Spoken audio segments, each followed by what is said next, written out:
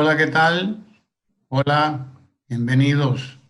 Sean todos y todos ojalá quédate en casa, ojalá en cuarentena, como estamos todos, todo el país sigue en cuarentena, todo el país debe quedarse en casa, salvo Franklin y los técnicos nuestros que tienen que estar ahí, ¿verdad, Franklin? Permitiendo que nosotros hagamos precisamente ojalá, desde nuestras casas, como debe ser. El presidente Danilo Medina, hoy a las 9 de la noche, debemos estar todos pendientes porque probablemente el presidente se referirá a estas medidas precisamente que ya tienen, van para casi un mes que estamos en casa, estamos en estado de emergencia. Un estado de emergencia además que ha sido prorrogado hasta el día 31, de manera que lo que yo entiendo es que hasta el día 31 probablemente todavía tendrá que continuar el distanciamiento social, como le han llamado, y un elemento vital de ese distanciamiento social que lo es el toque de queda. El toque de queda que comienza a las 5 de la tarde y que termina a las 6 de la mañana, no creo que pueda ser levantado todavía. Ya veré qué opinan las autoridades, qué opina eh, la comisión de alto nivel que maneja esto y qué opina el presidente de la República, qué opina el gobierno. Pero todavía, lamentablemente, creo que es temprano para levantar el toque de queda. Pero esperemos estas informaciones que nos va a ofrecer el presidente de la República esta noche, que tendrá que referirse a esto, al toque de queda, y tendrá que referirse también a otros temas. Temas como este que trató ya el gobernador del Banco Central también ayer, en una rueda de prensa importante, una rueda de prensa en la que dio cuenta de cómo van marchando las medidas que se han puesto en marcha, que se han puesto en ejecución para dar respuesta económica, respuesta monetaria, respuesta financiera, es decir, respuesta económica, en sentido general, a la situación que se nos echó encima, así un tanto de repente. Nadie esperaba que la economía del mundo iba a estar como lo está hoy, prácticamente detenida. Nadie esperaba que de un momento a otro esto iba a ocurrir. Eh, Gente que sí, que lo sabía, los chinos de la República Popular China, que fueron capaces, previsores, decididos, y tomaron una ciudad entera y la cerraron. La cerraron por 2 meses, no por uno, como estamos nosotros, no encerrados siquiera.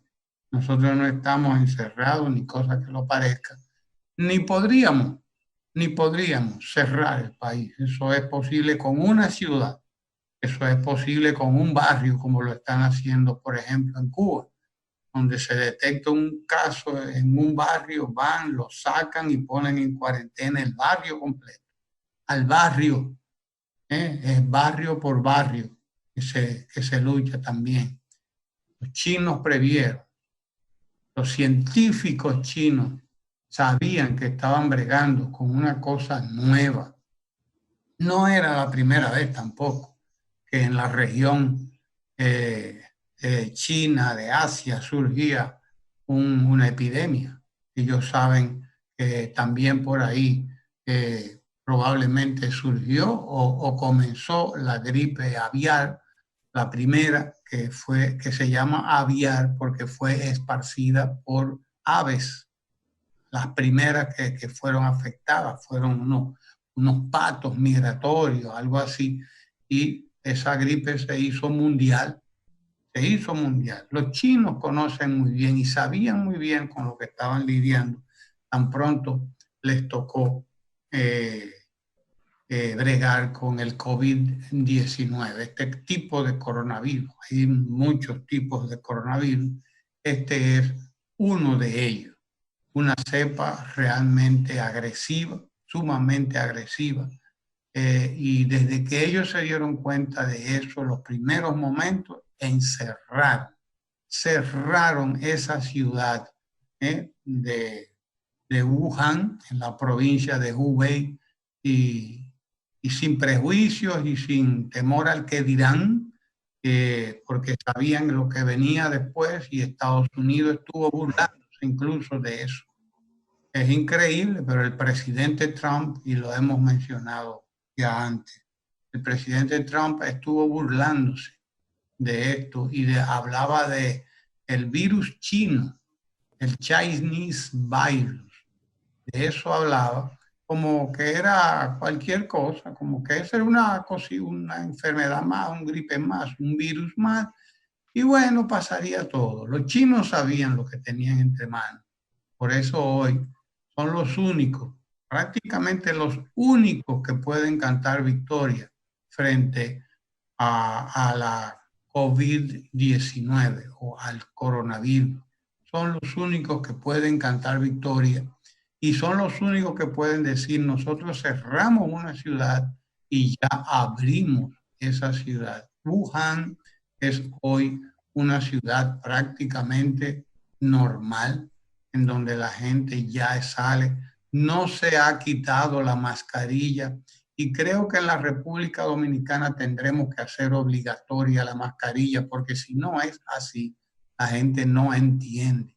Si a la gente no se le obliga a hacer las cosas, la gente no se da cuenta de la magnitud de los problemas, no se da cuenta, no percibe su escaso grado de educación probablemente, su excesiva confianza en sí mismo, su excesiva autosuficiencia, no le deja ver, no deja a la gente ver cuál es la gravedad del problema.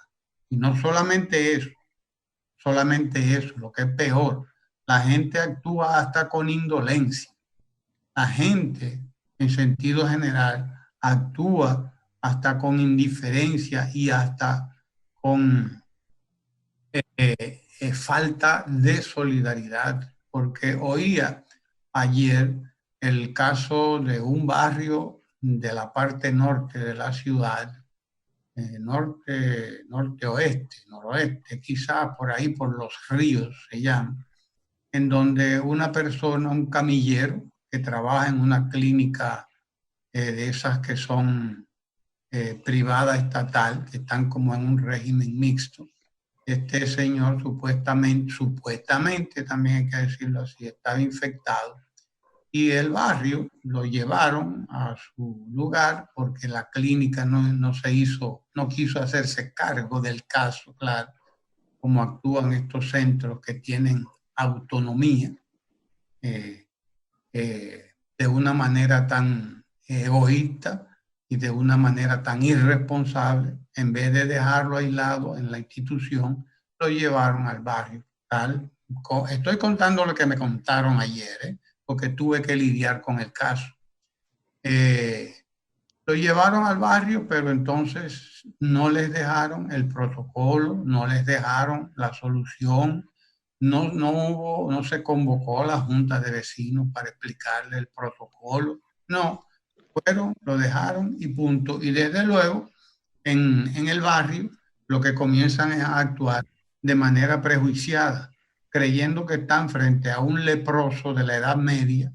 Ustedes recuerdan que en la Edad Media los leprosos estaban aislados en una comunidad en la que se las llevaba y se los apartaba de la ciudad, de todo trato humano, porque además se entendía que un leproso era un condenado, era una persona que tenía una enfermedad del diablo, del demonio, y era ese tipo de cosas en la Edad Media. Entonces, así se está actuando, así actúa la gente cuando no tiene quien la eduque, quien quien le dé conciencia. Y lo que estaba pasando ayer en este barrio era que la gente no sabía qué hacer. Yo a quien me tocaba les dije, mire, si es verdad que ahí hay una junta de vecinos y que le dije a la persona que me llamó y que usted conoce a la presidenta de esa junta de vecinos, dígale que los verdaderos líderes barriales y líderes del país, que somos todos, se conocen en los momentos críticos, se conoce en los momentos difíciles. Por eso sabemos que tenemos hoy una oposición política desorejada, una oposición política desorientada, una oposición política improvisadora, porque no ha habido desde la oposición política en este país más que improvisación, pura improvisación, ¿eh? Como lo han hecho siempre que tuvieron el gobierno. A esta gente les dije, ahora que ustedes tienen que demostrar que son una verdadera junta de vecinos, que ustedes son capaces de seguir un protocolo, no un protocolo personal ya de higiene de manos, de higiene de uso de la mascarilla, de higiene con la ropa y con todo, sino tienen que demostrar que ustedes son una organización capaz de gestionar su barrio en medio de una crisis, capaces de aislar una casa, pero garantizándole todo lo que necesitan como junta de vecinos, como junta de vecinos, porque esa es incluso una instancia de gobierno del barrio, de gobierno de la comunidad. Lo que pasa es que perdimos esas instancias de gobierno, las corrompimos, las politizamos todavía. Veo la politiquería del ayuntamiento en algunos de esos lugares y me doy cuenta de que, como decía Bosch, el que no vive para servir no sirve para vivir.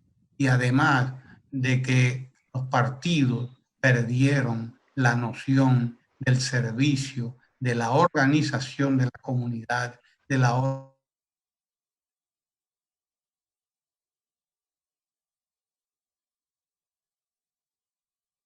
manejo de las crisis. Y ese es un saber que teníamos, que perdimos, pero que tenemos que recuperar indudablemente.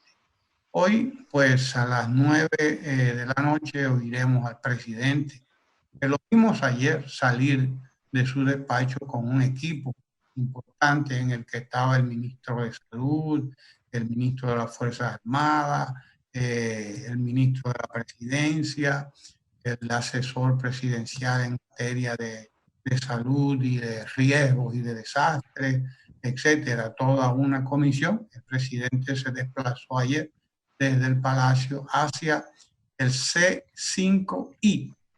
¿Qué es el C5I?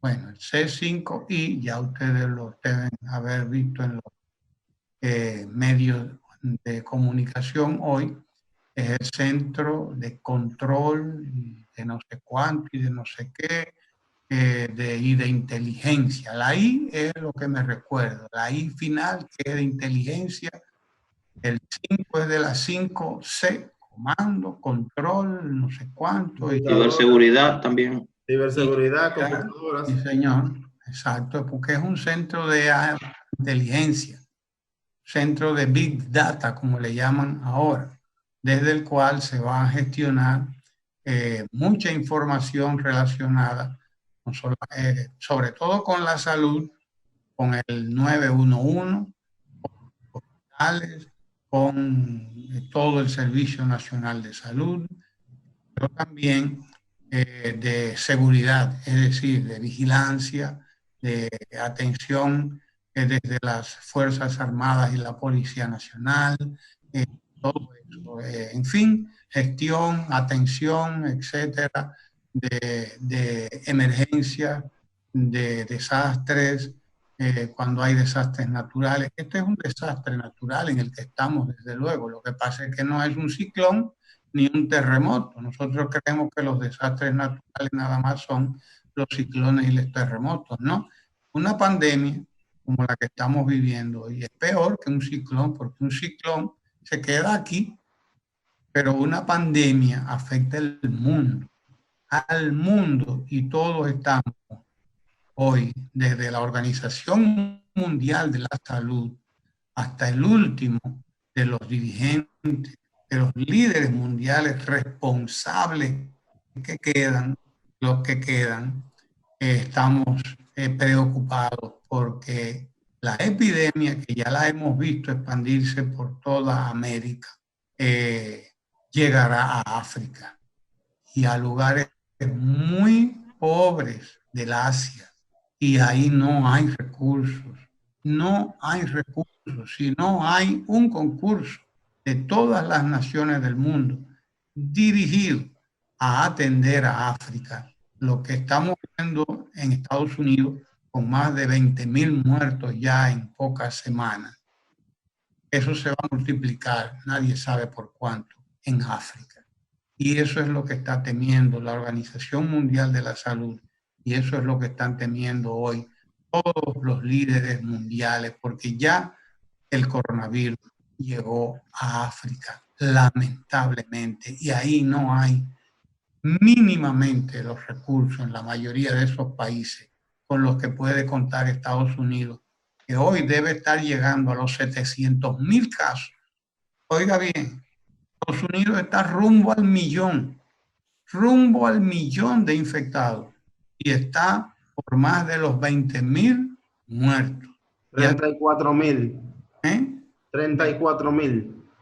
24.000. 34.800, casi 35.000.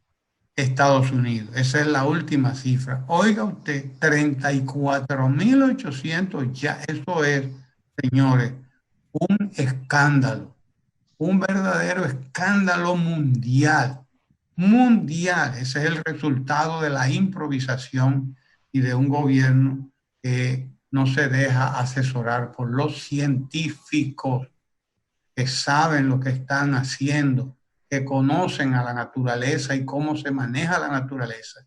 No se dejó llevar, no se dejó asesorar, creyó que era America First, yo primero, porque America First o América primero no quiere decir realmente América primero, ¿no? Lo que quiere decir es yo primero,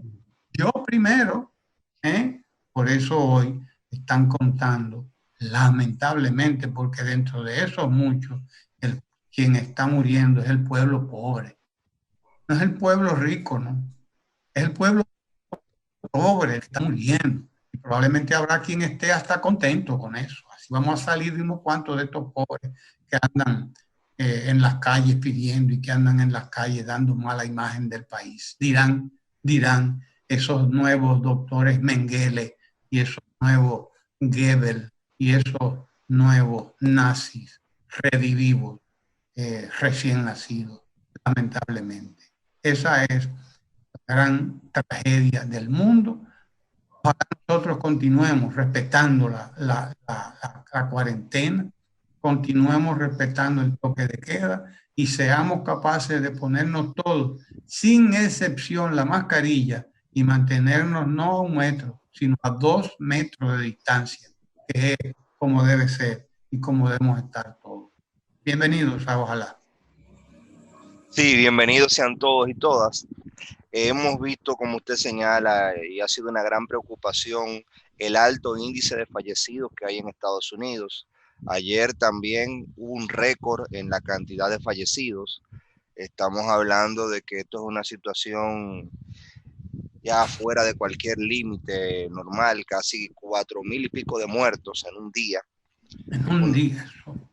Es un número demasiado alto. Yo estoy tratando de volverlo a confirmar porque no me entra en la cabeza. De la misma manera veo en el caso de Ecuador que se anuncia que hay un desfase de 5.000 700 muertos en la provincia de Guayas, donde está Guayaquil.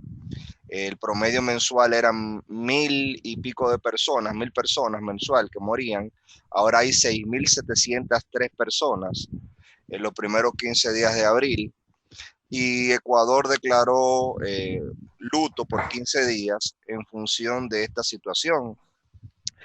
Es lamentable, todo el mundo sabe que 700 cadáveres en un día fueron recogidos de las calles, pero que existe ese desfase y que el gobierno decrete un luto nacional es también muy preocupante, porque Guayaquil es una población que está en la costa, en cierto sentido un clima muy parecido al de nosotros, República Dominicana, y es un espejo en el que uno tiene que estarse viendo, sobre todo cuando fue tomado Ecuador como un modelo y este señor Lenín Moreno entendía que había que desmontar una serie de gastos superfluos, incluyendo 400 médicos cubanos que estaban allá, que los mandó para su casa porque no eran necesarios, entre comillas. Y se demostró que era mentira eso. Entonces lo decimos con preocupación porque ayer veíamos, a propósito de su comentario de África, una joven española de ascendencia africana señalando, parece que se haya producido hace varios días, pero lo vimos ayer, señalando el peligro de que vayan a experimentar las vacunas en África.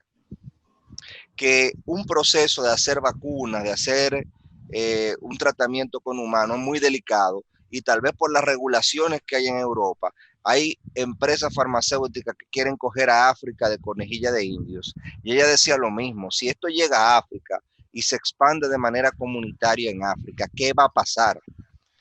Y uno no tiene que entender mucho qué va a pasar en el mundo, porque la globalización es una especie de un contrato social nuevo que tenemos.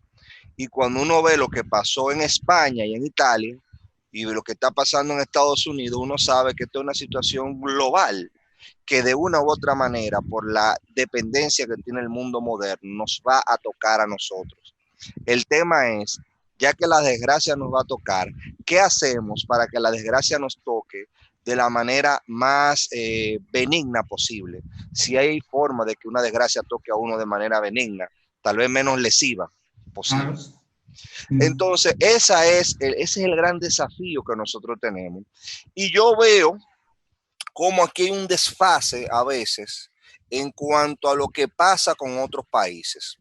España, de quien nosotros copiamos nuestra constitución del 2010, porque la constitución del 2010 tiene una gran influencia de la constitución española de 1978, y nuestro procedimiento administrativo también tiene un debate que es el siguiente. Después de la declaratoria de emergencia, ellos no están dando una sola información de las compras públicas que están haciendo. No tienen nada publicado en su portal de transparencia. España. Hay catedráticos que están opuestos a eso y dicen que el estado de emergencia no faculta a que se elimine la transparencia. Y es un gran debate. Dicen, no podemos estar encerrados y no ver. Sin embargo, hay otros catedráticos que dicen, por ejemplo, Vicente Álvarez de la Universidad de Extremadura, que nosotros estamos viviendo otro momento jurídico en razón de las circunstancias y que los procesos de transparencia de las compras y lo que puede generar eso es una dificultad para resolver. Entonces, si en España, que es una sociedad que nos la ponen de ejemplo en modelo de reducción de la discrecionalidad en la administración pública, en modelo de administración, no se está utilizando la página de transparencia, no se está dando a conocer ni los precios ni nada de lo que se compra.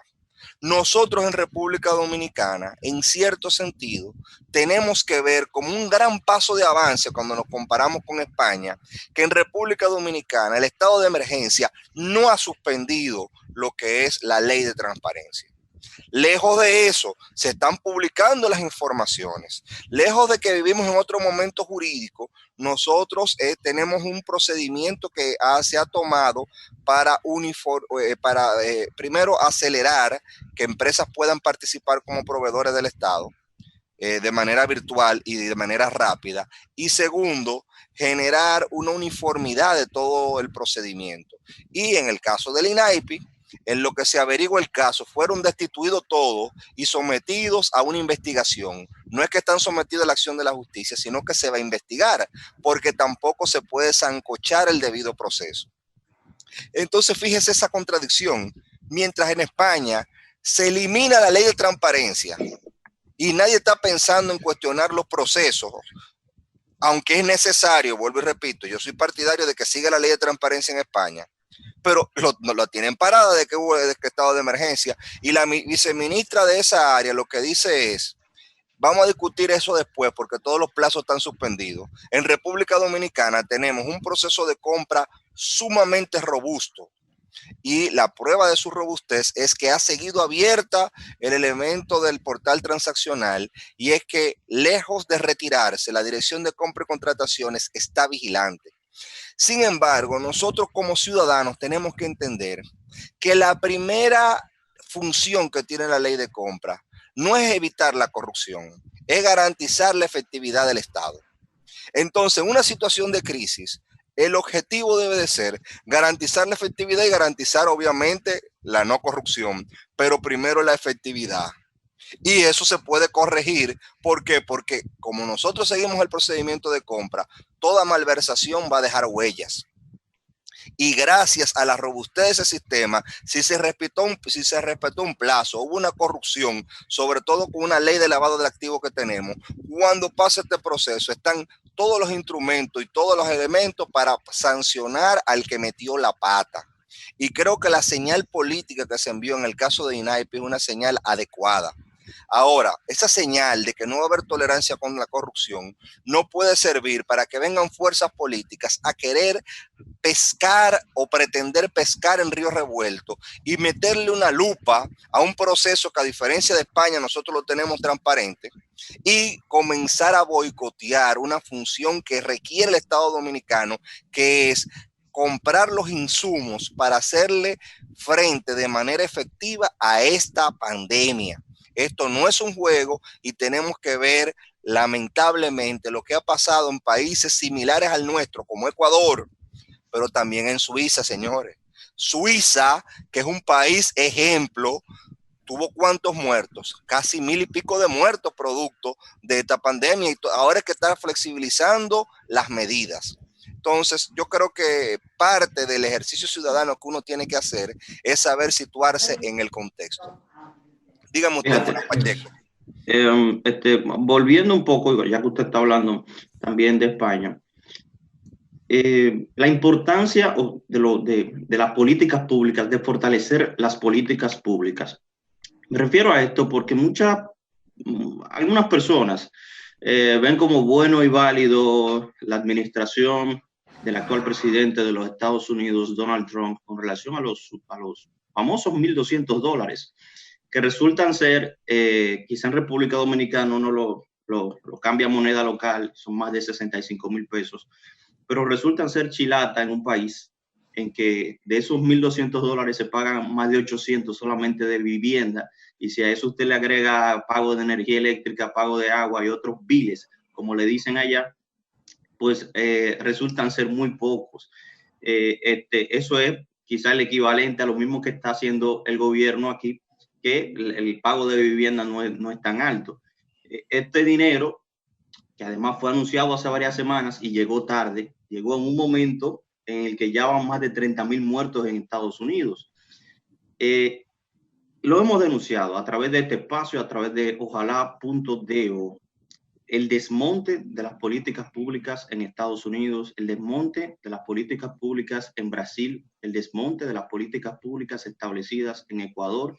De aquellos polvos, estos lodos. Fíjense, cuando llegó el presidente Donald Trump a Estados Unidos, una de las primeras acciones fue reducir el presupuesto de salud, reducir el presupuesto de investigación científica, reducir el presupuesto de educación y aumentar el presupuesto bélico, el presupuesto de defensa, como le dicen ellos, el presupuesto de guerra.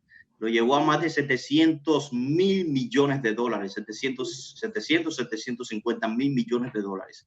Eso es mucho o poco. Fíjese usted que el Producto Interno Bruto de la República Dominicana está en alrededor de 80,000 millones de dólares. Quiere decir que esto es casi 10 veces el Producto Interno Bruto. Un país invierte 10 veces aproximadamente el Producto Interno Bruto de la República Dominicana en presupuesto bélico. ¿Qué está haciendo Estados Unidos hoy con ese dinero que invirtió en armamento, en misiles, en astilleros, en buques de guerra, en drones teledirigidos para detonar bombas? ¿Qué está haciendo? Pues lo tiene que tener almacenado, porque hoy el enemigo más fuerte es invisible. El enemigo se combate con mascarilla, con guantes, con otra indumentaria. El enemigo se combate con la prevención y con la previsión de la inversión en políticas públicas. Me contaba ayer la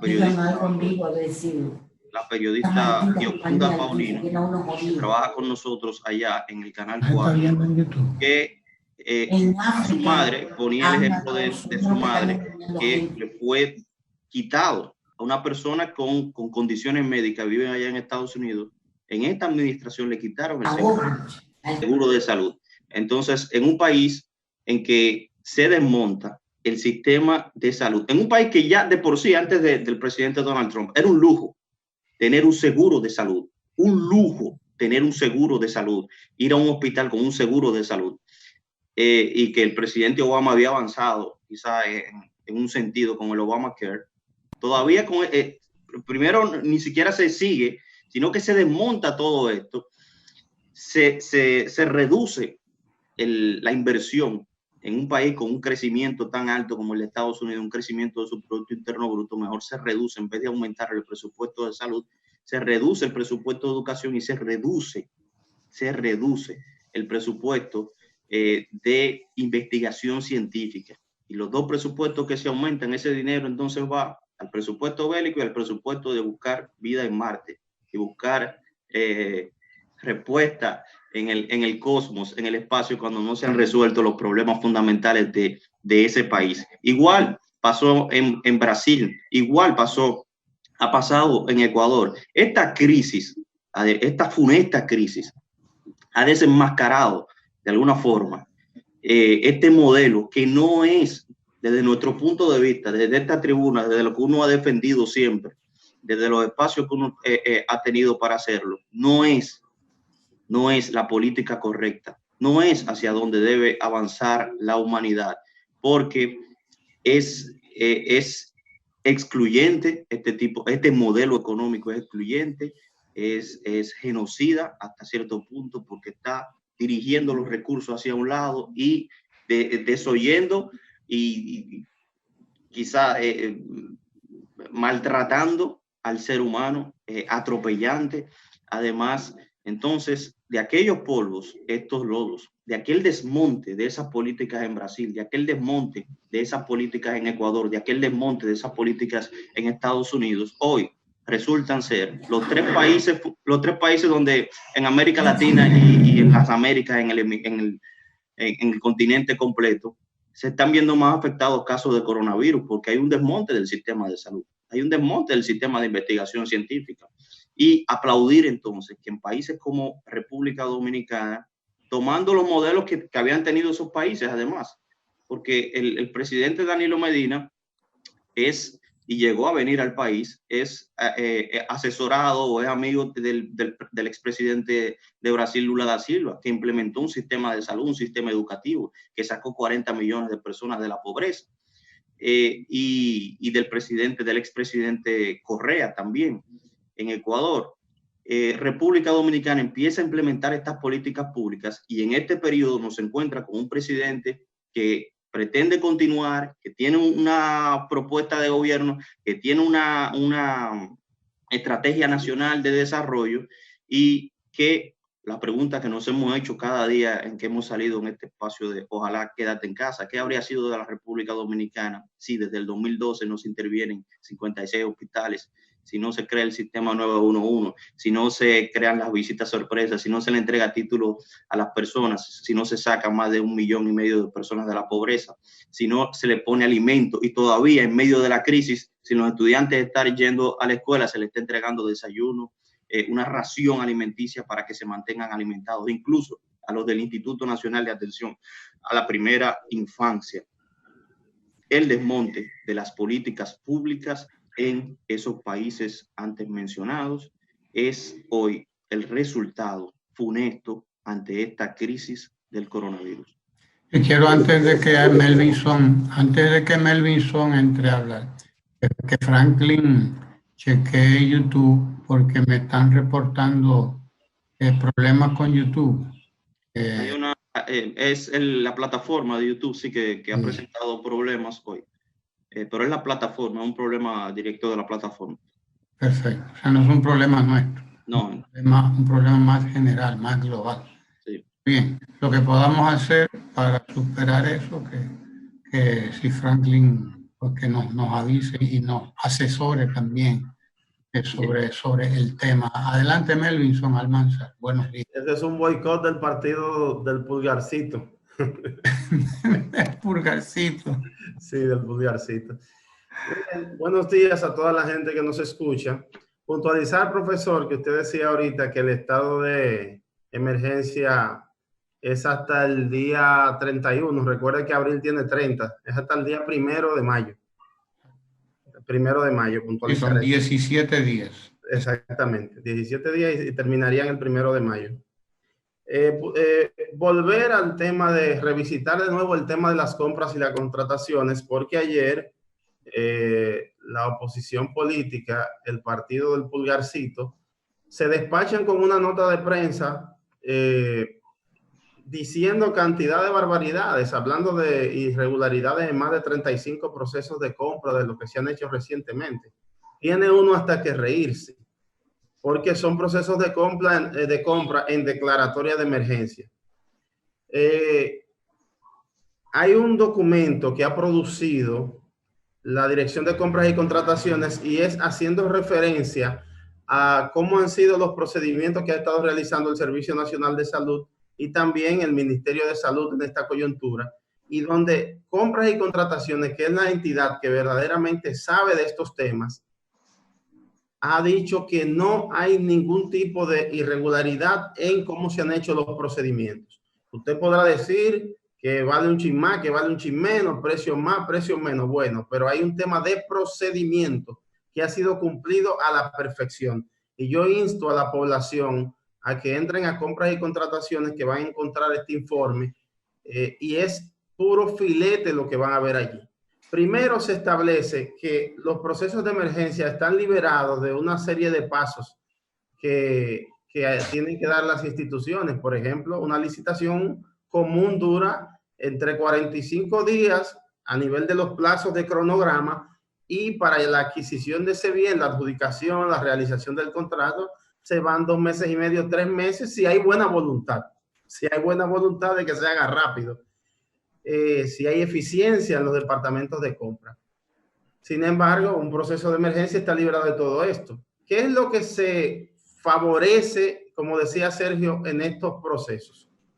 Que haya eficiencia del Estado. Por tanto, se garantizan fundamentalmente 2 de los principios de las compras y las contrataciones que establece la ley 340-06, que es la publicidad, es decir, que esto se dé a conocer, y la participación.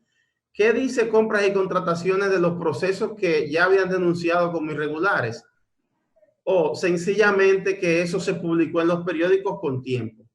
Por otro lado, ponen de ejemplo 2 de esos procesos hablando del principio de participación. Hubo uno en donde participaron 24 empresas y de las 24, 17 resultaron favorecidas. O sea, cuando tú comienzas a especular que hay un afán de favorecer a una empresa, pues tú tendrás que ver que favorecerán solo a esa o quizás a 2 para apañar. De 24, 17 recibieron la oportunidad de suplir algún insumo, garantizando perfectamente el derecho de participación. Citan otro caso en este informe donde participaron unas 16, 15 empresas y 6 de las 15 resultaron favorecidas, señores. Entonces, yo no sé de qué estamos hablando. Hasta el año 2012, hasta septiembre de 2012, en este país no se conocía nada de lo que era un procedimiento en términos de publicación. No se ponían a disposición de los ciudadanos ni quiénes eran los oferentes ni lo que ofertaban. Y todo esto ha cambiado en la gestión del presidente Danilo Medina, que comienza a finales del año 2012. Decir también que dentro de los procedimientos que establece el estado de la compra de emergencia está lo siguiente: que sean dadas por decreto, este privilegio sea dado por decreto. Pues ustedes vieron el decreto del presidente. ¿Qué debe contener este decreto según el artículo 6, numeral 1 de la Ley de Compras y Contrataciones y su reglamento de aplicación 543-12? Debe decir quiénes son las empresas, las instituciones del Estado que pueden realizar esta compra. El decreto lo contiene. Debe decir el tipo de insumos que se va a comprar. Debe decir para qué se va a comprar. Y está todo perfectamente establecido en el decreto. Es decir, que esa facilidad del portal es algo adicional y no tiene ni siquiera por qué darse a conocer, y también se da a conocer. Ayer entonces yo veía que se despachaban estos señores del partido del dedito pulgar, del pulgarcito, con que una empresa presentó una oferta 6 o 7 horas después de la publicación del proceso. Pero caballero, eso es perfectamente claro que se pueda dar. ¿Por qué? Primero, el que suple está todas horas metido en su portal, pendiente, incluso con notificaciones.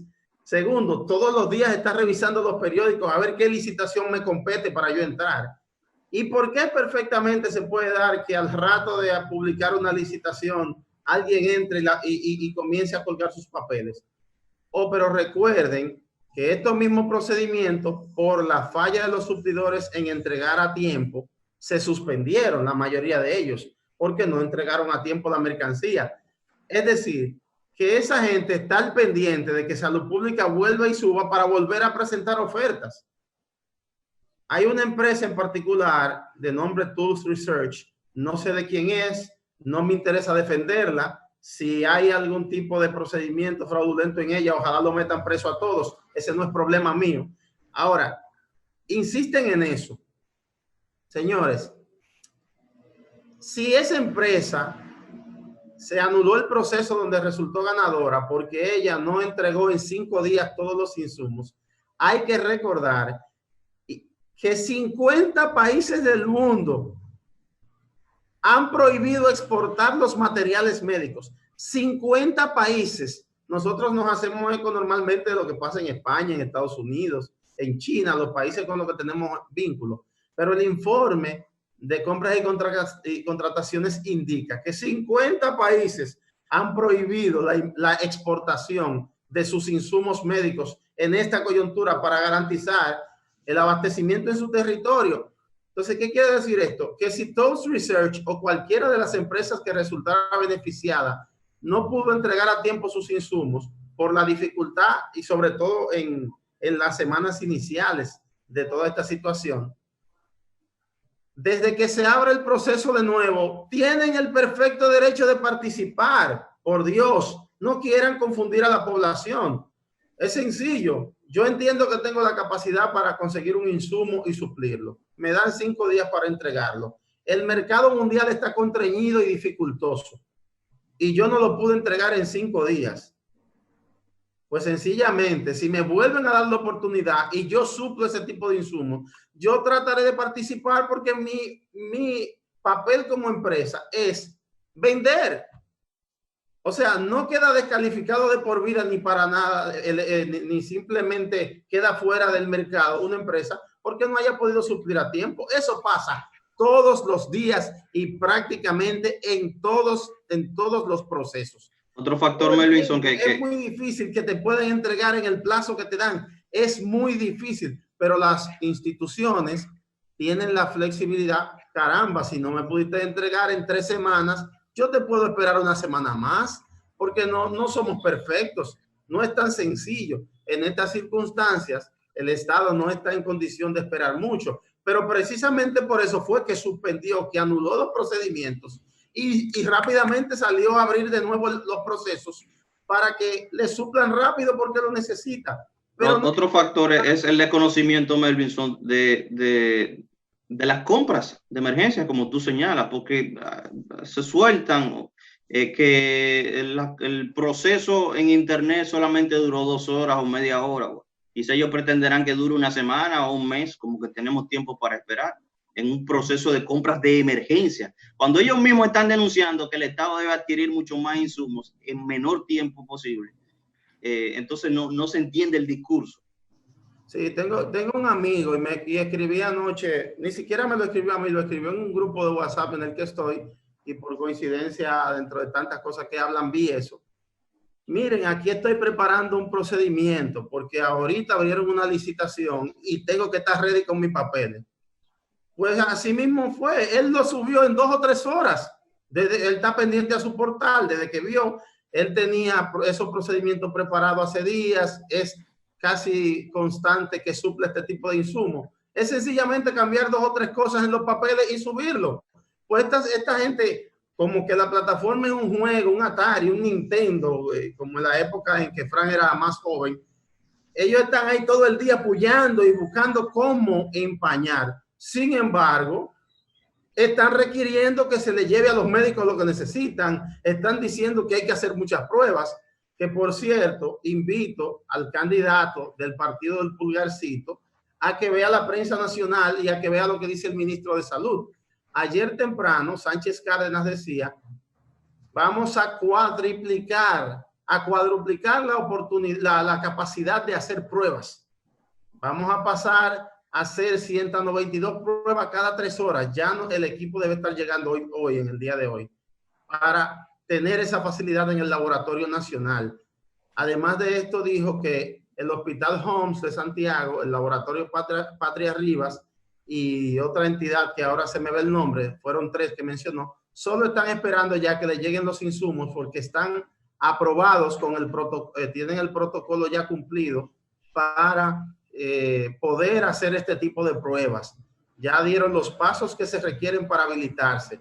Entonces, Abinader vuelve y se despacha ayer por la noche diciendo que el gobierno es ineficiente, que tiene que hacer más pruebas, que qué sé yo cuántas cosas.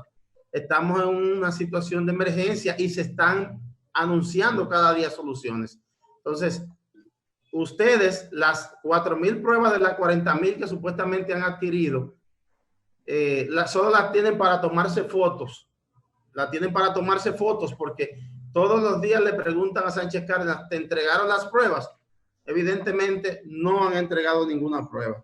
Entonces, recalcar esto, 50 países han prohibido la exportación y los procedimientos que se deben cumplir en una compra de emergencia están perfectamente bien llevados. Por otro lado, el gobernador del Banco Central anunció ayer medidas muy importantes para la economía nacional. Una de ellas es llevar hasta 100,000 millones de pesos la liquidez para el sector financiero, para garantizar pues que la economía se mueva, que haya una liquidez adicional. Anunció además que el Fondo Monetario Internacional nos estará desembolsando posiblemente ya la próxima semana unos 650 millones de pesos, de dólares mejor dicho, que también serán utilizados en la dinámica, en movilizar la economía dominicana. Ojo, es muy importante estas medidas que anuncia el Banco Central porque demuestra la previsión que ya estamos tomando para lidiar con la recesión económica que estamos teniendo en este momento, pero estamos anticipándonos a que el mercado pueda evolucionar para cuando podamos abrir el país y volver a trabajar, pues las cosas no nos agarren de sorpresa. Además, ha estado el Banco Central en contacto con la Reserva Federal de los Estados Unidos, que tiene entre 1,000 y 3,000 millones de dólares para fortalecer los bancos centrales de los organismos del continente y pues el Banco Central pudiera tener acceso a este tipo de fondos. Y muy importante sobre todo, este dinero que nos está prestando el fondo sería un interés de 1.5, o sea, una deuda bilateral bastante cómoda 1.5% de interés y entre 3 y 5 años para pagar. Si usted suma esto, que nuestros primeros pasos para poder paliar esta situación se dieron con fondos del mercado interno, sobre todo el Banco Central, del IDOPRIL, es decir, dinero del propio gobierno y del cual no vamos a tener que pagar intereses, aunque haya que reponer ese dinero por un tema de garantías de la economía y de esas instituciones que lo facilitaron, pues definitivamente la manera como nos estamos moviendo es muy buena, porque no serán deudas muy regresivas ni muy invasivas hacia la economía del país. Así que, bueno, anunció también Valdés Albizu que se habilitó una ventanilla con unos 15,000 millones de pesos disponibles para la pequeña y mediana empresa, y también se liberaron unos 5,800 millones del encaje legal para que la gente pueda acceder a sus préstamos. Así que todo un conjunto de medidas, el gobierno no para de buscar paliativos a estas circunstancias tan duras que estamos viviendo.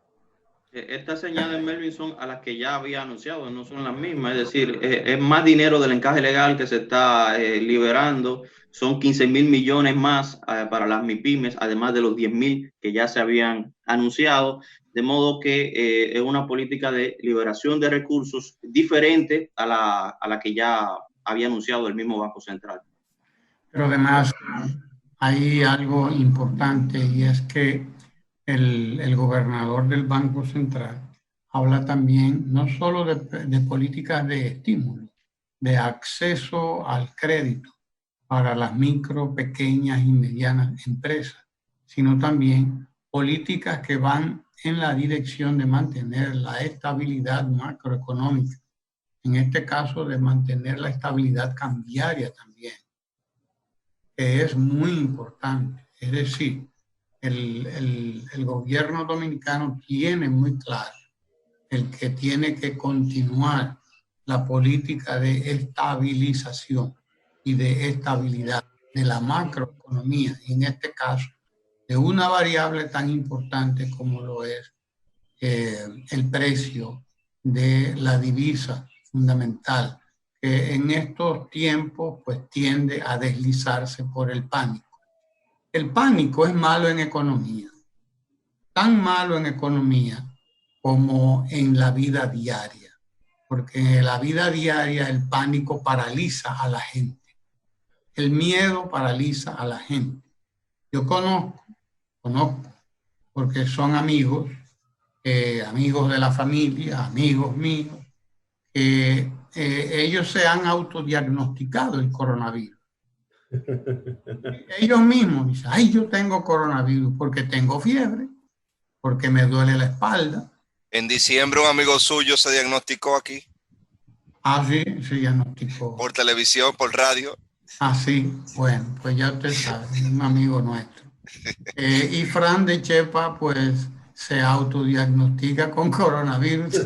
Melvin le dio también. Por suerte lo convencimos. Por suerte lo convencimos de que no era coronavirus que tenía, y ahí tenemos a Fran hablando. Me preguntan por WhatsApp si Guillermo, que si Guillermo tiene eso, que no aparece. No, el señor Ricardo Calventi está de vacaciones. Unas vacaciones. Unas vacaciones. Andaba con el presidente de Nicaragua. Vacaciones coronavíricas. Está en vacaciones coronavíricas. Por eso no está aquí con nosotros, lamentablemente, pero bueno, esas son sus vacaciones. Pero el pánico es malo en todo el sentido de la palabra y en todas las situaciones, porque el miedo paraliza.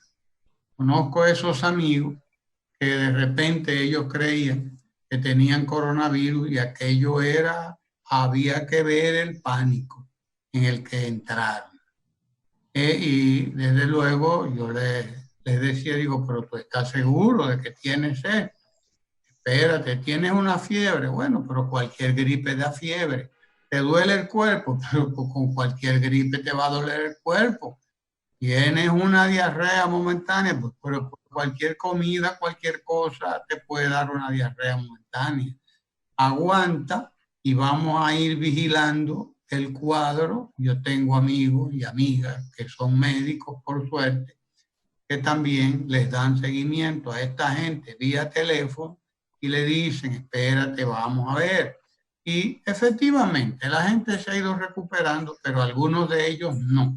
Algunos de ellos, aunque se estén recuperando, ellos insisten en que tienen que hacerse la prueba del coronavirus, porque es que está en pánico y necesita la confirmación de que no tiene coronavirus, y la única forma de tener la confirmación es haciéndose la prueba. Profesor, usted sabe que el pánico llega a tal punto. Ayer me decía Ramoncito que cada vez que alguien le habla muy de cerca, así tuviera o no mascarilla, él siente que la saliva le cambia el sabor y hasta le da cosquilla aquí en la garganta. Claro, porque eso es una situación de extrema sensibilidad en que entra la gente, ¿no? Una sensibilidad extrema. Pero por lo menos Ramoncito no entra en pánico, no entra en miedo, ¿no? Entra en una situación de hipocondría, de que cuando la gente cree que cualquier cosa que viene le da, el hipocondríaco, no es así. Paranoia colectiva. Una paranoia, sí. Y cuando hay infodemia, más todavía, es decir, exceso de información no contrastada, exceso de información usualmente mentirosa. La infodemia provoca en la gente, es decir, el exceso de información provoca en la gente esos miedos, esos pánicos. Pero se gasta una muestra, se gastan 5.000, 4.000 y pico de pesos para que una gente tenga que darse el lujo de decirse, yo me hice la prueba, no tengo coronavirus y ya. Pero se ha perdido un recurso, es decir, el país pierde recursos, las instituciones pierden recursos por gente que entra en pánico. El pánico se maneja mal todo. Y cuando el pánico llega a la economía, también provoca daños. ¿Cuál es el daño? El daño es que la gente que tiene poder adquisitivo comienza a comprar de más, comienza a comprar lo que no necesita. Y por eso usted va a los supermercados de clase media y clase media alta y usted ve pedazos de las góndolas vacías, porque fueron clase media y media alta que puede darse el lujo de comprar una góndola entera y la compra entera y se la lleva para su casa, porque entró en pánico y como él tiene poder adquisitivo, él se compró todo lo que quiso comprarse.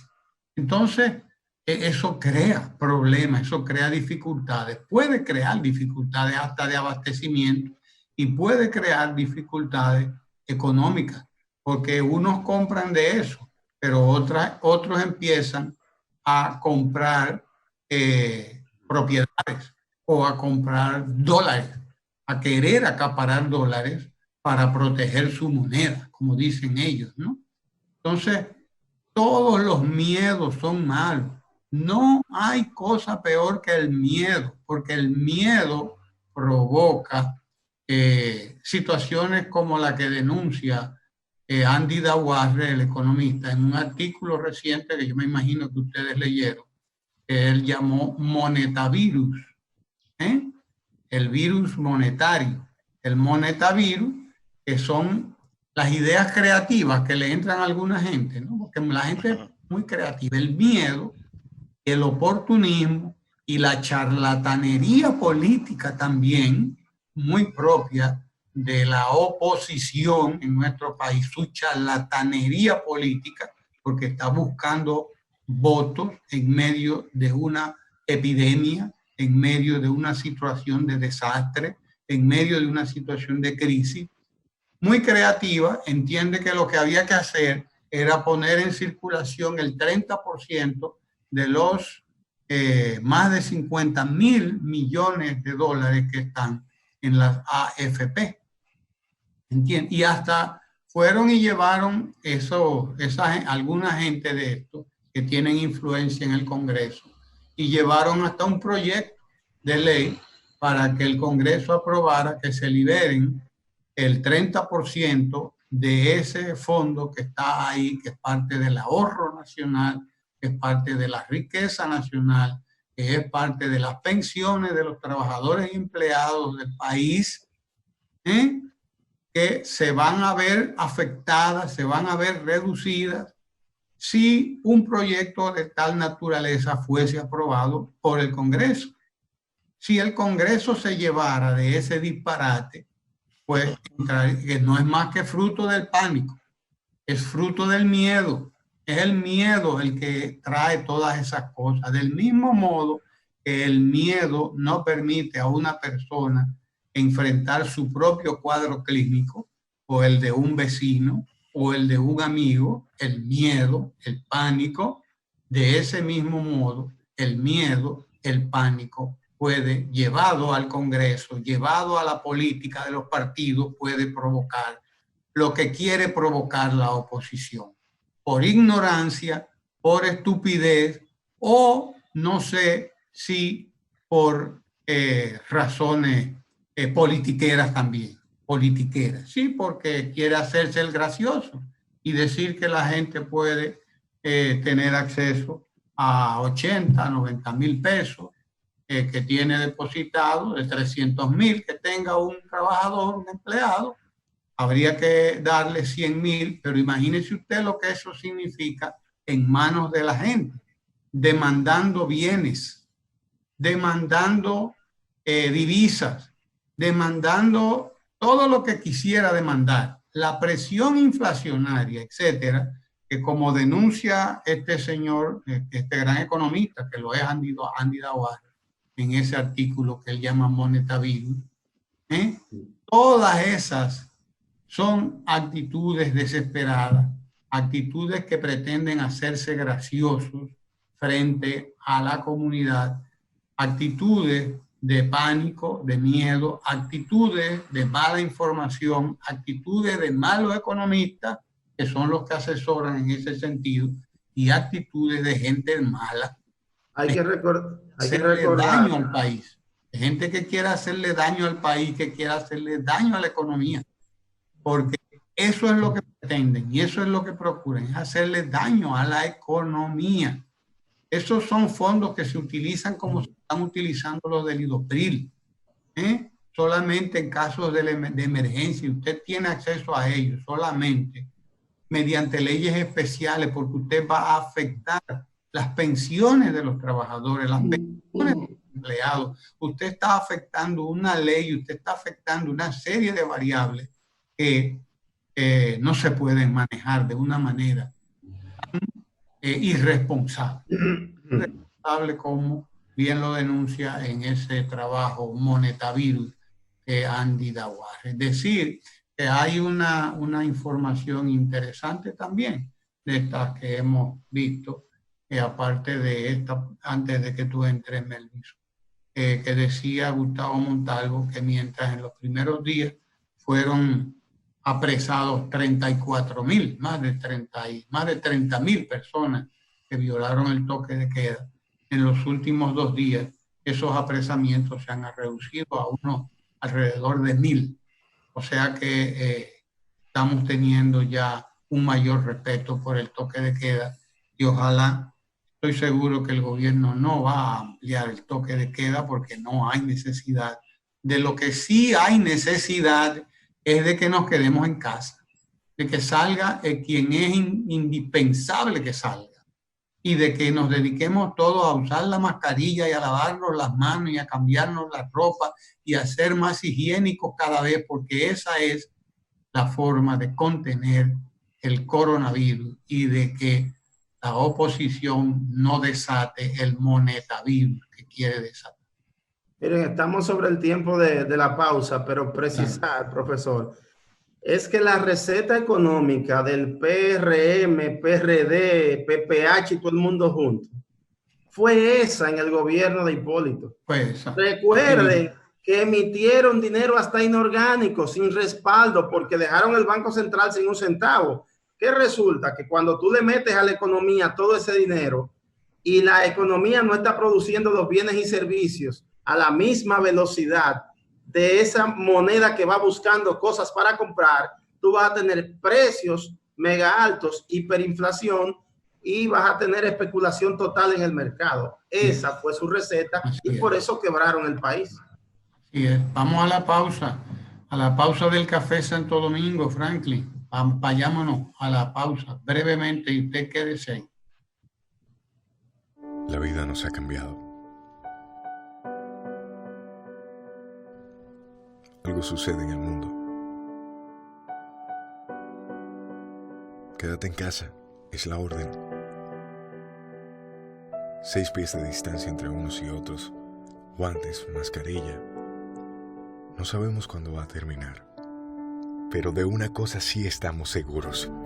Seguiremos despertando sonriendo al sol, pensando que este es otro gran día para todos nosotros y los nuestros. Pueden pedirnos estar a kilómetros de distancia.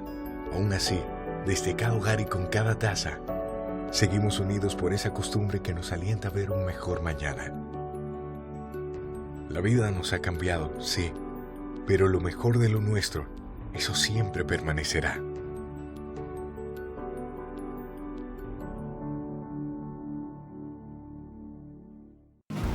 La matriz de generación es el eje principal del Plan Integral Eléctrico. Desde el 2012, con inversión privada y facilidades del sector público, diversificamos y aumentamos la oferta. Incrementamos la generación con gas natural, energía renovable, combustibles no dependientes del petróleo y con los 752 megavatios de la estatal Central Termoeléctrica Punta Catalina, lograremos agregar 2.049 megavatios nuevos al 2020. En 8 años hemos duplicado la capacidad de generación eléctrica del país. Estamos cumpliendo, garantizando energía suficiente y verdaderamente competitiva, avanzando juntos hacia la solución definitiva. CDEE, iluminando en el presente para el futuro del país.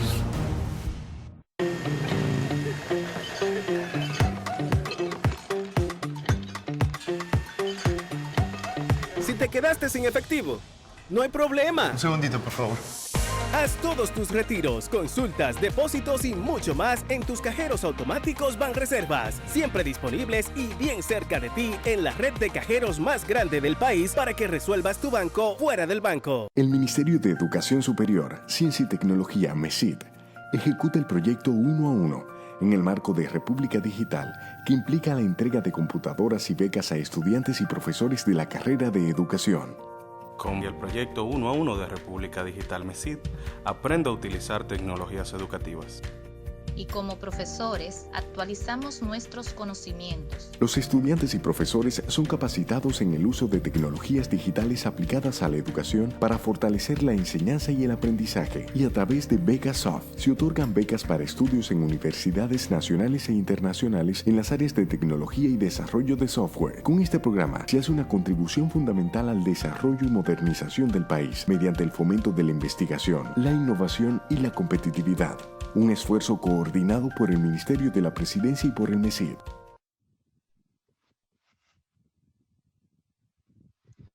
Hello. Adelante, Sergio. Adelante.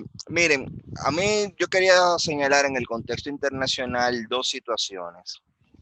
La primera, la del señor del Salvador, el señor Bukele, que ha procedido a tomar rápidamente una serie de medidas extremas que aparentemente han generado resultados, y digo aparente por el número de casos, pero que ha generado una serie de problemas a lo interno del Salvador y de denuncias de violación a los derechos humanos, porque este señor ha ignorado decisiones de los otros poderes del Estado, algo que ya él venía haciendo. Antes de esta pandemia, él había ocupado o intentó ocupar, entró al Parlamento inclusive, con un grupo de militares en un intento de golpe a la Asamblea. Y las organizaciones de derechos humanos han denunciado la forma en que esta persona ha implementado el toque de queda y los problemas sociales que se han generado a raíz de las decisiones inconsultas del señor Bukele.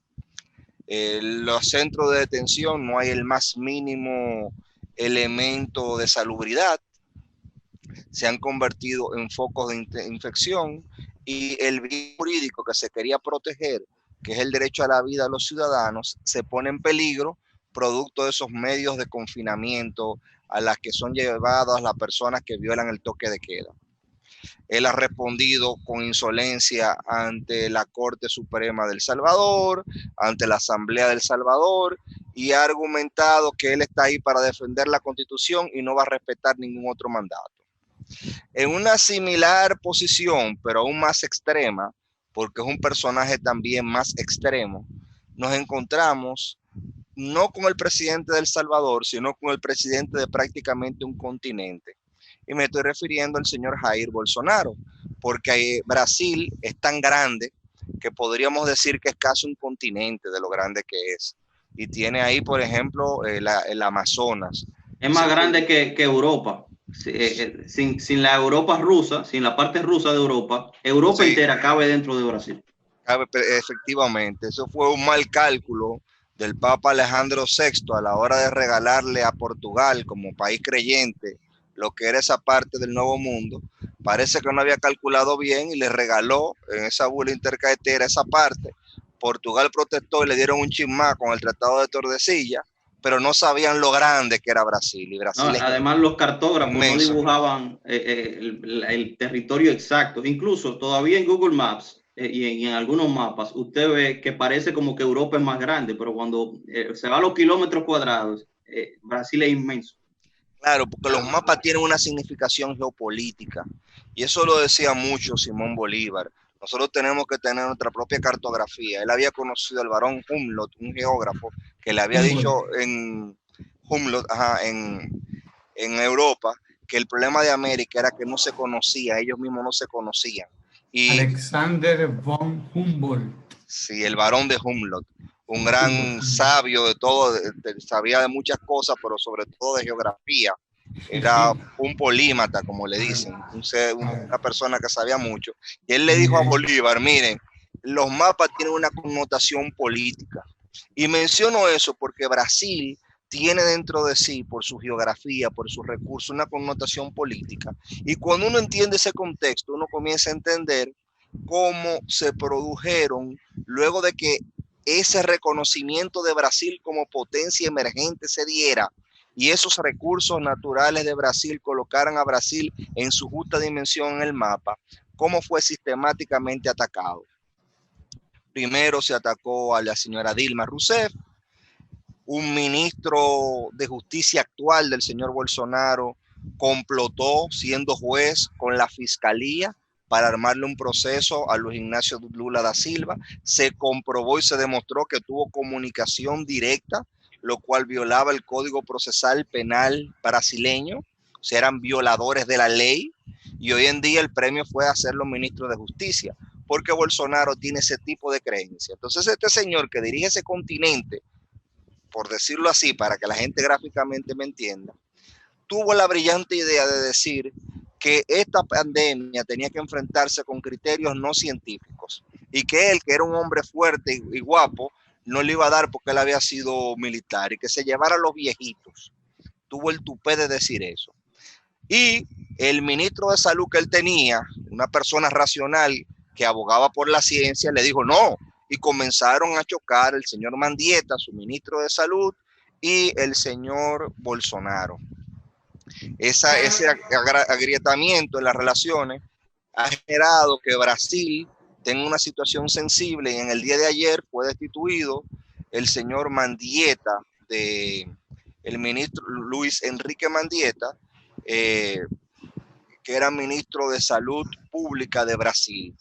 Lo peligroso de lo que pasa con Mendieta no es que él tiene mucha popularidad, y eso es un problema para Bolsonaro. Lo peligroso es que, dadas las características geográficas y etnográficas, que puede decir así, de Brasil, Brasil tiene una reserva de aborígenes o de pobladores originarios, que muchos de ellos no tienen, primero, esas demarcaciones, el apoyo financiero y administrativo para darle soporte a los servicios. Ya el gobernador del Amazonas ha dicho que ellos están colapsados en cuanto a unidades de cuidados intensivos. Estamos hablando de que ahí viven más o menos 4 millones de personas. El señor Bolsonaro lo que había dicho es que ahí había demasiada selva para poca gente. Esa era la lógica del señor Bolsonaro y no era la lógica de invertir en salud. A él no priorizar el gasto en salud en esa región, se corre el riesgo, como dijo ya el saliente ministro de Salud Pública, el señor Mendieta, como dijo el gobernador de ahí, de que se produzca una verdadera hecatombe en la región del Amazonas y que la pandemia se cebe especialmente con estos pueblos aborígenes que están ahí en Brasil. Y eso es una pena para la humanidad y es un crimen de Estado, porque se está produciendo no por la pandemia, sino por el carácter indolente de esa política pública que me puso al señor Bolsonaro ahí y que producto del miedo me ha justificado el autoritarismo, porque el señor Bolsonaro es la encarnación del miedo. El miedo generó una figura, un sargentucho de tercera categoría como Bolsonaro, admirador de la dictadura brasileña que ya había sido superada, admirador de Getúlio Vargas, admirador de la fuerza y admirador de priorizar no lo humano, sino los intereses corporativos. Ese señor... Pero sobre todo un gran ignorante. Sí, porque peleaba abiertamente por la ciencia. O sea, el debate que se estaba dando en Brasil, un país inmenso, como dije, es entre un doctor que estaba hablando de aplicar protocolos científicos para controlar la pandemia y Bolsonaro, que estaba con cuestiones completamente irracionales y carentes de una base objetiva. Entonces, llama la atención estos dos extremos. Por un lado, Bukele, con medidas populistas, y por el otro, Bolsonaro, porque nosotros no podemos dejar que el miedo nos lleve hacia un liderazgo autoritario. Y algo que hemos visto a lo largo de la historia de la humanidad es que cuando hay miedo, se recurre a un salvador, y ese salvador por lo general es una figura autoritaria, que lo que provoca es una regresión de todos los derechos. Nosotros no necesitamos ese tipo de mesías, nosotros lo que necesitamos es la conciencia ciudadana y sobre todo con esa conciencia y con esa solidaridad, colocarnos nosotros como seres humanos en el centro de las políticas públicas y rescatar nuestra institucionalidad, pero no la institucionalidad corporativa, sino la institucionalidad que tiene que ver con los derechos económicos y sociales. Y cuando uno ve este panorama internacional, y lo decía ahorita con el tema de las compras públicas y sobre todo con el tema de transparencia, es innegable reconocer que como República Dominicana, con todos los males que hemos tenido, con tener a Haití al lado, con todos los desastres, nosotros tenemos una situación diferente a nuestro contexto. Y eso hay que preservarlo y eso vale mucho. Que nosotros no estemos siendo similar ni a Ecuador, ni a Brasil, ni estemos en situaciones similares a otros países de Europa. Es un elemento que nosotros por lo menos debe de reconfortarnos y llamarnos a seguir manteniendo ese estilo. No solamente escoger a un autoritario o a una dictadura, como tú dices, por miedo, sino a alguien que ha sido improvisado, que su política es la improvisación, como ha dicho el profesor, a raíz no solo del miedo, sino de la efervescencia en un momento de crisis. Todo el mundo siempre, desde que se inventó el capitalismo, desde que el ser humano está corriendo con dinero a través de salarios, las personas siempre querrán dinero. E incluso vemos que el más rico, estaba leyendo en Infobae ayer, que los ricos se han hecho mucho más ricos en medio de esta crisis. Por ejemplo, Jeff Bezos, que es el presidente fundador de Amazon, las personas le están depositando mucho más confianza a las compras por internet hoy. Igual el dueño de la plataforma que estamos usando en estos momentos, Zoom. Entonces, por esa efervescencia del dinero, porque he escuchado muchas personas hablando, y reitero el comentario de ahorita, hablando de los $1,200 de Estados Unidos en un país donde se pagan más de $800 de casa, más luz, más otros servicios, resulta ser poquito. Y además resulta ser tardío. Cuando estamos hablando de que hace un mes y medio llegó a América, llegó a Estados Unidos este coronavirus, este nuevo virus. De modo que Las políticas acertadas y lo que debemos, el discernimiento que debemos tener en este momento es en qué, hacia dónde están mirando los gobiernos en materia de protección de salud, en materia de protección económica, en materia de protección educativa y en materia de protección a la seguridad alimentaria. Pero la economía se cuida, se blinda, la economía se protege, no directamente entregándole dinero a la gente porque la gente quiera o quizá necesite porque sí lo necesita, no, es protegerlo a través de las medidas que se han hecho, que son correctas. Y ayer lo decía la Asociación de Industria de República Dominicana, aplaudía las medidas del gobierno dominicano y aplaudía las medidas, las calificaba como correctas, oportunas, las medidas de la Junta Monetaria y el Banco Central de la República Dominicana. Poner el dinero en manos de quienes generan esos recursos, de quienes ponen a producir al país, poner dinero en manos del sector agropecuario, poner dinero en manos de las MIPYMES. Y hay un cierto, o en menor cantidad, también habrá recursos, y los hay. Recordemos la primera intervención del gobernador del Banco Central, Héctor Valdés Albizu, no la de ayer, sino la primera, que había creo que 10.000 millones destinados a préstamos de hogares y préstamos personales, también a una bajísima tasa de interés. Pero la mayoría, el grueso de los recursos que se están liberando es para la producción, para los MIPYMES, que representan empleo, que representan recursos, que representan movilidad de la economía dominicana. Esas son las políticas correctas. Más del 95% de la economía, más del 95% de la economía dominicana corresponde a micro, pequeña y mediana empresas, a MIPYMES. Más del 95% de la economía dominicana. Pero además también se ha hecho porque estoy hablando de poner dinero en manos de realmente quien lo necesita a través de la tarjeta Solidaridad. Se ha ampliado, se añadieron 600.000 familias, pero el gobierno ha hecho lo que nunca, lo que han hecho pocos gobiernos. Habría que ver.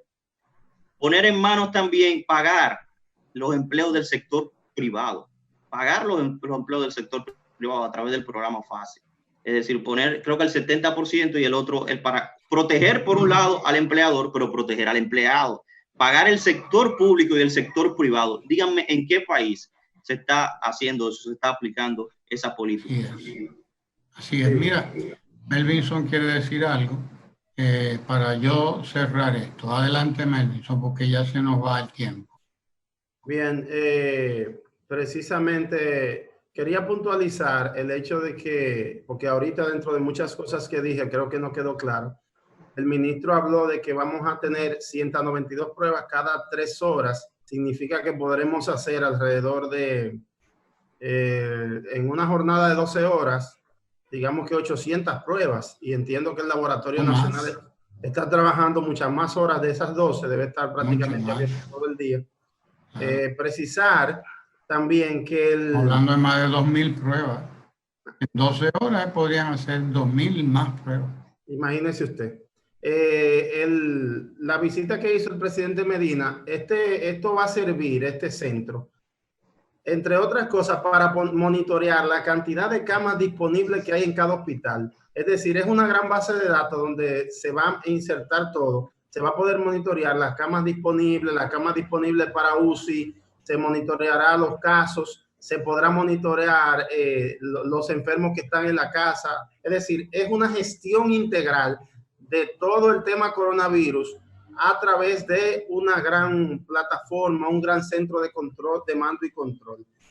No sé si estamos en... Pero no solamente eso, también de videovigilancia. Se aumenta la videovigilancia, el control de la delincuencia, y además se aumenta también la ciberseguridad, y esto no va solamente para las instituciones públicas, sino para las privadas, los supermercados, los bancos, etcétera. Estamos hablando de ciberseguridad, de seguridad cibernética para todo el país, no solo para las instituciones estatales. Decir, profesor, que la vocación de este centro realmente es para eso último que usted describe. Lo que pasa es que ya teniendo instaladas las cámaras, la tecnología, las plataformas, el gobierno entonces improvisa de manera acertada utilizar un recurso que ya tenía para entonces instalar allí los software que puedan permitirle gestionar el coronavirus.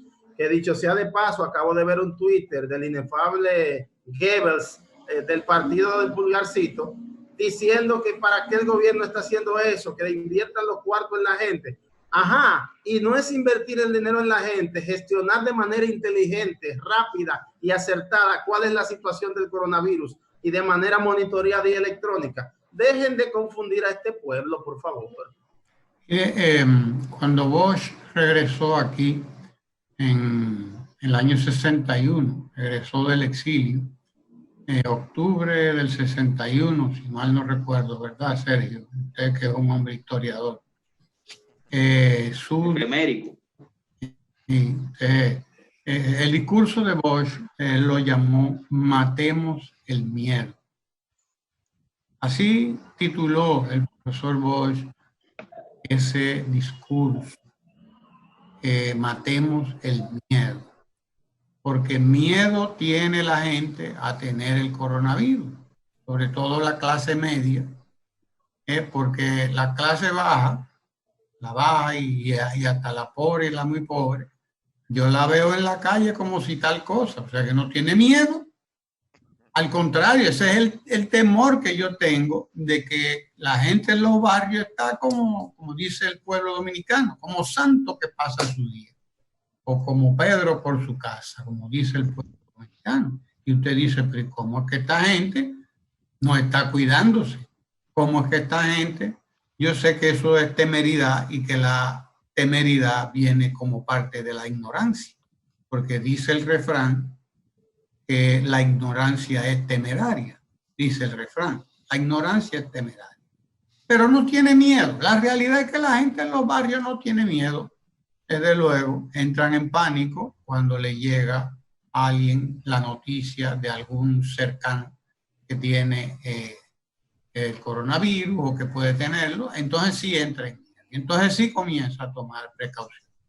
Pero la realidad es que el miedo es mal consejero, muy mal consejero. Miedo tiene la oposición. ¿Cuál es el miedo, el pánico que tiene la oposición? Tiene pánico a que el gobierno haga bien las cosas. Tiene miedo a que el gobierno haga bien las cosas porque entiende la oposición que si el gobierno hace bien las cosas, no va a poder ganar las elecciones. Tiene miedo y está reaccionando con miedo. Todas sus reacciones son de miedo.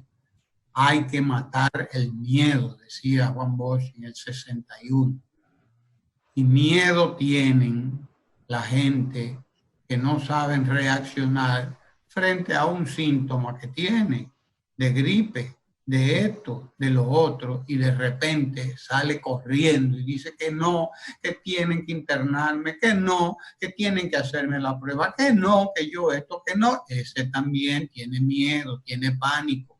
Y está actuando mal, en vez de estudiarse, en vez de buscar consejos de los que saben, en vez de llamar y utilizar las 1000 plataformas que hay de consulta, porque hay 1000 plataformas para consulta, ahora me acabo de enterar. Hay alrededor de 1000 plataformas, no solamente la Aurora, no solamente el 911, sus servicios de no solamente el Ministerio de Salud y su página digital y todas las páginas, no sé cuántas que hay en la bolita del mundo y etcétera. No solamente no, es el miedo que no los deja consultar, llamar, buscar asesoría.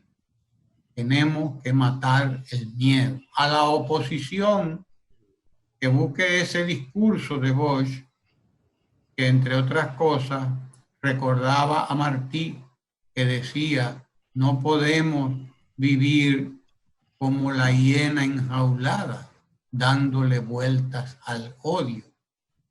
En este caso, dándole vueltas al miedo,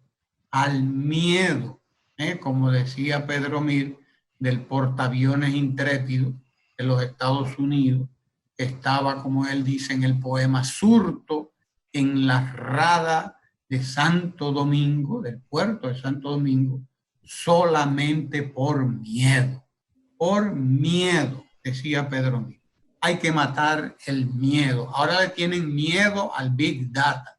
Pensadores hasta como Yuval Harari, ¿verdad, Sergio? Que tú conoces bien. Yuval no es Hariri. Le tienen miedo al Big Data porque entienden que eso puede ser una forma de vigilancia del gran hermano. Lo es. Todos esos disparates que se inventan. No, es que realmente lo es, profesor. Solamente por miedo. Pero ¿quién dijo que no estamos vigilados desde siempre? Es que desde antes del Big Data. Es y que lo no. Es que el que se creó la idea del gran hermano, que fue George Orwell. George Orwell en la novela 1984, él pensaba que el gran hermano era comunista y resulta que el gran hermano es capitalista. Si usted se lee la novela de Orwell, se va a dar cuenta de que la descripción del gran hermano es comunista, porque él era anticomunista, a pesar de que era un tipo progresista en muchas otras cosas.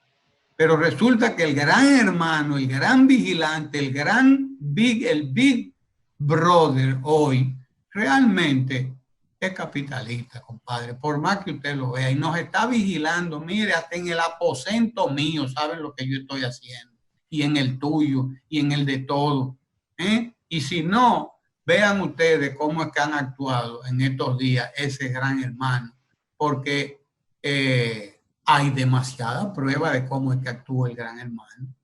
¿Me entiendes? Hay demasiada prueba de que estamos vigilados. Hasta cuando vamos al sanitario se dan cuenta de que estamos en el sanitario, porque nos vamos al sanitario con el celular y el celular nos está vigilando. Saben lo que estamos haciendo. Ese gran hermano, todo el mundo hoy sabe cuál es, pero la oposición está actuando por miedo. Miedo a perder votos, miedo a que el gobierno tenga éxito, cuando el éxito del gobierno no es más, sería el éxito del país, sería el éxito del pueblo dominicano. Esas medidas económicas tienen que ser exitosas. Si son exitosas, dimos el palo de la gata, porque como dice el Banco Mundial, como dice el Fondo Monetario Internacional, como dicen las calificaciones de la economía mundial, las calificadoras, como dicen, nosotros hemos estado manejando nuestra economía por el librito y por eso nos ha dado resultados y por eso estamos en la posición en la que estamos. Como decía ayer el gobernador del Banco Central, tenemos fondos del Fondo Monetario Internacional a la disposición. Tenemos 150 millones de dólares a la disposición del Banco Mundial. Tenemos 3.300, no sé cuántos mil millones de dólares todavía a los que podemos acceder en la Reserva Federal de los Estados Unidos. Y tenemos un arsenal de armas, pero no vamos a actuar por miedo. No estamos frente a un gobierno que actúa por miedo, como quieren actuar mucha gente aquí, por miedo. Aquí hay que hacer esto. El toque de queda tiene que ser de 24 horas, porque esa clase media nuestra es la cosa más dictatorial que hay. Vea usted lo que usted hablaba de Bukele y de Bolsonaro. Son clase media alta, que cuando usted le da gobierno se convierten en verdaderos dictadores, violadores de todo, en la vida, de todo. Solo por miedo y por moda, por querer. Pero no solo por la clase, No solamente por eso, sino por todo lo otro también. Pero la clase es muy importante. Ahí mismo, en Chile, el toque de queda es 24 horas y tienen 8,000 casos. Y Bukele impuso el toque de queda 24 horas cuando iban 3 casos y ya pasa de 200.